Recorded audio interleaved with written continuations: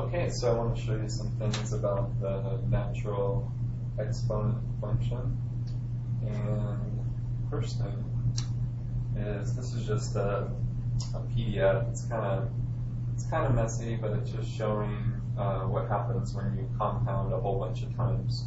So this is using the formula that's right here, the A equals principal times 1 plus R over N raised to the NT, and this the formula from last section. And this is showing that, you know, if you kept compounding it, and this is the amount of time is the same, it's 1 year every time. But if you compound all these various times, you don't really gain that much money. If you look at this, there's not much of a gain, even when you go all the way and you compound, like you're doing it every quarter, so that's 4 times a year, then every month, 12 times a year, then every week, so 52 times a year, and then every day, 365, and then every hour, and then every minute, and you still don't really gain that much. Really, where you gain a lot of your interest is going to be if you were to do it for a number of years. That's why when people say they want to make a lot of money when they invest, they say there's just no substitute for time. I mean, interest rate is really good and it's important, but time is really the biggest factor in making money in the long run. Okay. I wanted to use a graphing calculator to show this. Not too big of a deal. If you graph y equals 3 to the x and y equals 2 to the x, then you can guess what the graph of y equals e to the x would look like if you knew that. Well, I'll do a rough sketch without the calculator. So, just roughly without the calculator, you have, let's say this would be y equals 2 to the x. And then if you wanted to graph y equals 3 to the x, it's probably going to look really similar. It's probably going to grow a little bit quicker though, So this would be y equals 3 to the x, that color choice. And then where do we think that y equals e to the x would be? Well, it depends. What's the base? How big is e? So e is about, about 2.71, something like that.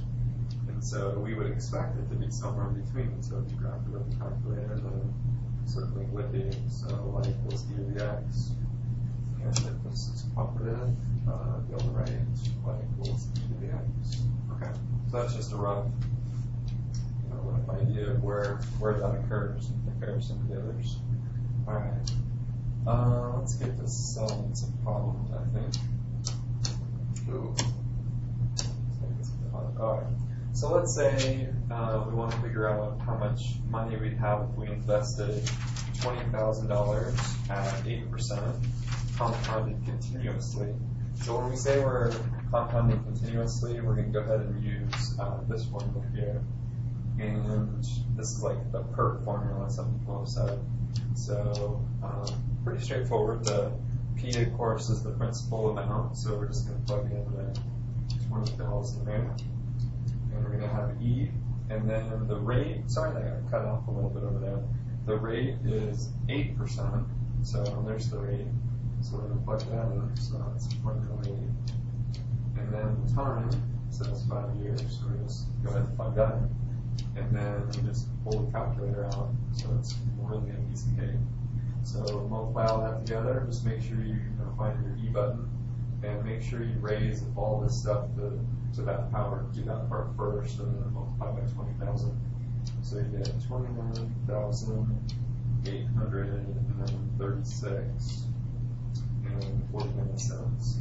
So definitely pause it and try it out with the calculator and make sure that you're getting the same value that you're plugging in the calculator correctly. All right, law of growth and decay is really a big part of this section. So this is the same thing as the PERT formula. It's just that it deals with all kinds of growth and decay, not just money, not just interest. And so Q sub O, this is the initial amount, whatever that is, kind of like the principal with money. And then R, if R is greater than 0, then this is going to be growth. And then if R is less than 0, then it's going to be decay. So the graph basically will be going down instead of up, almost like our exponential growth from before. Or it actually is the same thing. So next thing, this is what the graph would look like. So if we have a positive exponent like this, it just shows the growth, it goes positively. And then if that's negative, if the exponent there is negative, then that's what the graph looks like. It just goes down. So there's your growth and decay. So this is your idea of growth. And this would be sort of an example of sort of the decay. All right. Let's try this example. So let's just pretend this was a few years ago when I was using these numbers. At least thinking about the growth of Maricopa like crazy was growing a lot. So I'm going to use this formula. It's good. QT equals Q sub O e to the RT. And let's plug in our numbers. So Q sub O, that's going to be 5,000. And then E, and then our rate is what? 30%. So 0.30.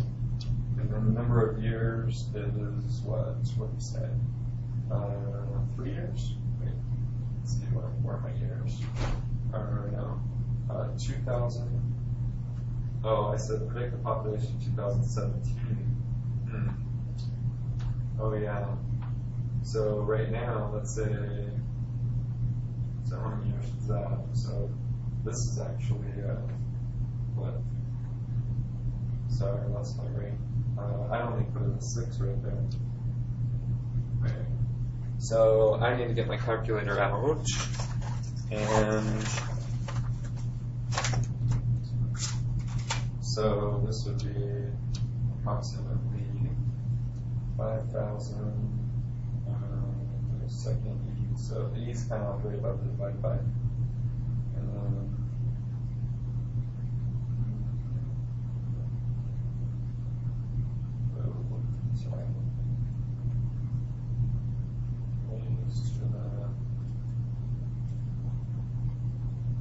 sorry, I wasn't planning this changed years. I forgot about that. So I get about 30,248 approximately. That's what I got. People. Okay. So that growth rate, that's how many people would be just after 6 years, growing continuously at a rate of 30% per year. Okay. Hopefully I ended that one right.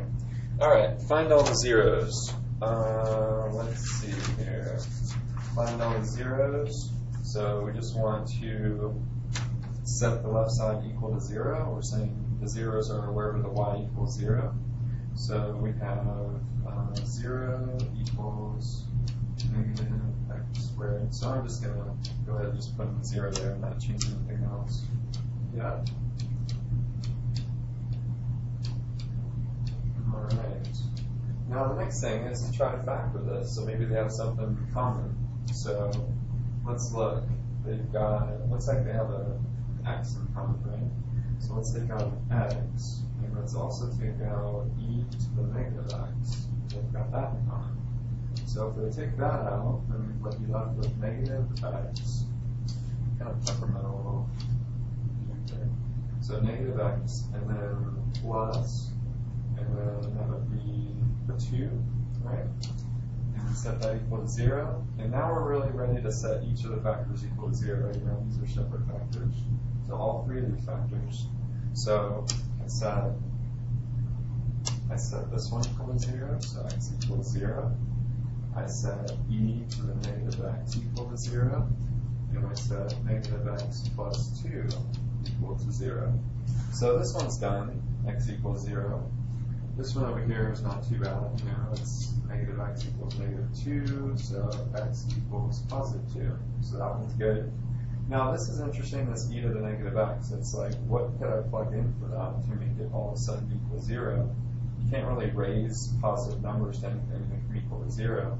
So there's nothing that's going to work. And if you think about the graph, remember we just looked at it, the graph goes like this, and it doesn't ever equal 0.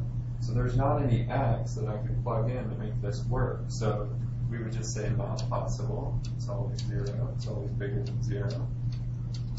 So we don't get any zeros out of that. So if I was to graph this function right here, it means that it would cross, across the x-axis at these two spots. So you could graph it and see at 0 and 2. So that'd be a good one to check with your calculator. Alright.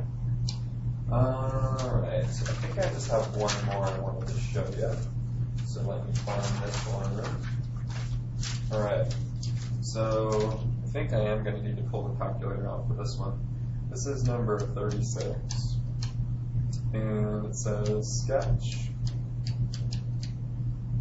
graph, and we're using the calculator, so it's strictly a calc problem.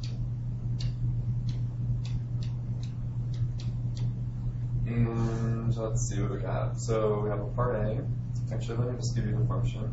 So the function is y equals e raised to the 0.052, I can't remember, 5x. And we have two parts. Part A, we want to estimate. Oh, really? Wow. We want to estimate y if x equals 40. So there's that one. We'll do that problem. And then part B, we want to estimate x if y equals 2. Okay. So first thing, we graph that in the calculator. So just y1 equals. So let me grab my calculator.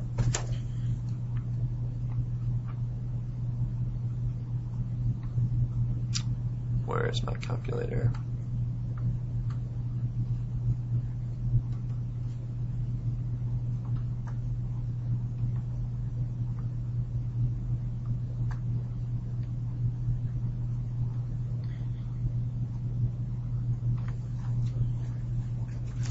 Sorry about that. So I thought I had that plugged in. So I need to plug in the function. So I go second E, give me some troubles.